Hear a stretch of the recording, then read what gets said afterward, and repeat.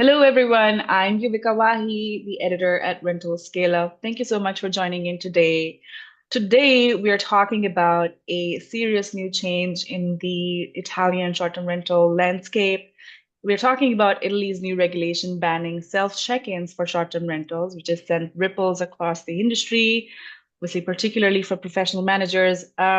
The regulation actually went into effect November 18 and is now being implemented, and it prohibits the use of key lock boxes and digital keypads for guest access, and also requires in-person identity verification at check-in.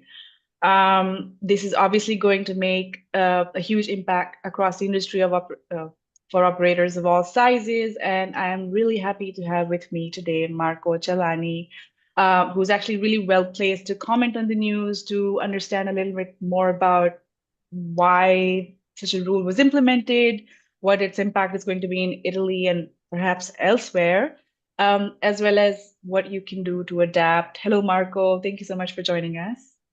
Hello, Yuvika. Thanks for having me. I am so glad that you could make it. I don't think there could be a better person to comment on this news, as you have perspective as an operator, being an operator yourself, and you are also part of the advocacy in short-term rental in Italy. So I'm really grateful for you to have joined us. Before we get started, can you please introduce yourself for our viewers? Okay, I am Marco Celani. I'm the CEO of Italian Way, which is one of the most important companies in the Italian landscape in terms of property management network. And I also chair the Italian National Association of Property Managers. Thank you, Marco. So, as you can see, you're a property manager yourself. This news directly impacts you. And you have a very clear understanding of steps that might have led to a regulation like this.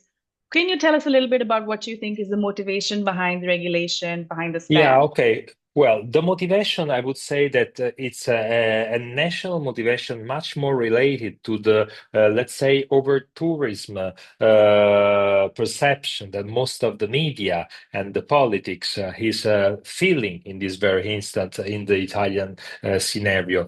But I would say that it is not a new regulation, the one that we are facing in this very last few weeks, because it really didn't happen anything in terms of new modification to the rules, because the Italian law of public safety is dated 1931, and it is not a new rule that has been adopted, but it is a very strict interpretation given by the head of the national police with an internal directive to the local police station. So basically, what was in place ever since, and what do they think to do from this moment ongoing? Actually, Italy is one of the few countries in Europe where the property managers, but also the single host or the hotel sectors, bed and breakfast, or whatever structure giving hospitality to someone, is obliged to recognize the guests and also collect the documents for all of the guests and fill in a form sending this information to the police within 24 hours from the check-in. So this is the rule in place since 1931. What is changing is the interpretation that is at the moment telling us that we are now not more allowed to recognize, to identify people remotely. Meaning that we cannot just use the same technology we use to open cash bank accounts, to do cash transfer, to give our identity for public authorities, every kind of documentation or rent a car, but we have personally the obligation to identify these people. And this obviously would be a showstopper for all the sharing economy and for all the digitalization also of the public sector. So obviously, within our let's say, advocacy activity, we started to meet and to chase the most important politicians in the country, asking for a meeting with the head of police and with the Minister of Internal Policy, in order to let them understand that we are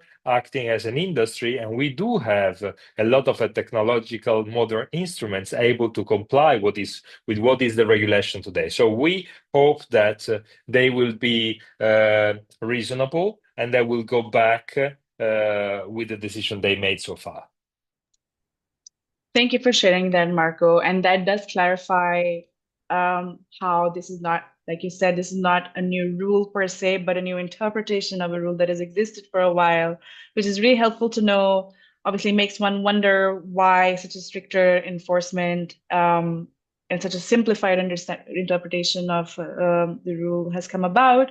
But you said that you already your advocacy move action is already in place. And so, what is it that you would suggest to policymakers to make this regulation more practical without undermining its objectives, for example?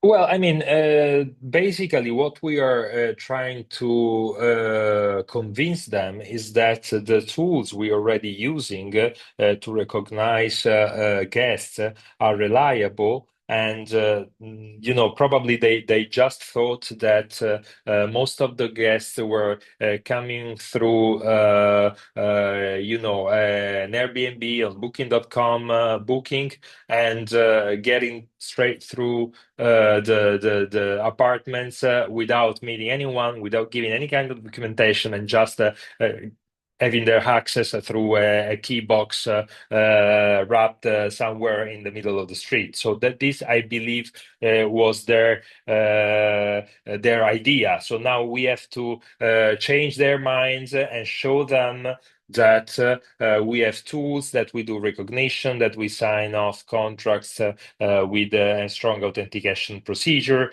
and that we already have a track record of people who have been arrested because we have identified them before they check in and we have noticed their documents to the police stations. So this is already something in process because we already had conversations with the head of local police stations, and they are starting to understand. So I think that at some point they will be reasonable, even because it is not a matter of economic sanction respect. There is not just a ticket that you have to pay. It's at the moment you may go to jail for 3 months if you are not if you are not recognizing the guest as per their interpretation. So you have up to 600,000 hosts that have a real potential risk respect this interpretation. That is not a small number, and that has potential impact for the travel industry in Italy at large. Also, if such a large number of hosts are impacted, it is going to impact the industry too. But in the meantime, that you are trying to negotiate more understanding and a better interpretation of laws. What are you doing at Italian Way, for example, to adapt to the situation so that other operators might take some inspiration from you, or if they can get involved, how might they do so? Yeah, I mean, in Italian way, we are quite big. So, just as an example, in Milan, we manage about 700 apartments. So we have physical welcome points. So they are reception where customers, guests can come to pick up their keys or to get physically recognized. So we can just shift our fast check-in process, telling the guests to come and meet our employees for a physical recognition. We don't think this makes sense because this bothers guests, and I mean, we basically just stopped doing this process a couple of months ago. So we were just shifting to the full remote approach. But I would say that. this is an option for everyone in the next future. But I mean, just to implement a physical reception where guests may be belonging to different property management companies. So maybe this could have a positive impact of on merger and increase of the average size of property management companies. But I don't think that this should happen because I think that it is exactly the opposite trend that is required by the market. I mean, guests do not want to meet anybody. They want to be free to get to their apartments without meeting anyone. And I think that being this the most common approach everywhere in the world, we should not be the first point on going back to 1931. I think that makes sense. But what you're also saying is that this potentially can change the dynamic within the industry. Obviously, this seems to create more pressure on smaller operators. If you're smaller operators with properties, a very handful of properties across different destinations, you obviously can't have a person available at each one of them. It's not feasible to hire someone to Yeah. receive the guests at each one of those. So it does create more pressure on smaller Yes, operators. for sure. I would say that overall, the number of restrictions and also daily attacks from the press and from the local policy is creating an environment where small operators or single hosts may desire to be under the umbrella of a larger operator, and this may really bring to wider companies and mergers and increase of the average size. And I think that this is a good opportunity for the market. But I hope, being a liberal attitude, I think that this should just naturally happen. It should not be driven or forced by the government. That makes sense. And what advice would you have for operators who perhaps want to support you in your advocacy efforts, or if they are trying to become more active within their community of short-term rental regulations and kind of hopefully influence the discussion around regulations within their market? Yeah, we have a lot of conversation across the country with small operators, and our advice is always to put them together. Do not stand alone, but get within association. In Italy, you have a lot of local association, which is good in a way because they have an attitude to impact local regulations and local regulators, but they need to cope with the national framework. So for them, it is required, and I think they cannot avoid doing this anymore to associate to a national and larger association as a IGAB is, because this is much more effective in dealing with the national politics. And why do you think, I mean, I'm assuming obviously the size of the organization is just the sheer number of operators within your network would influence this. Why do you think larger associations are better placed to help negotiate terms within national frameworks?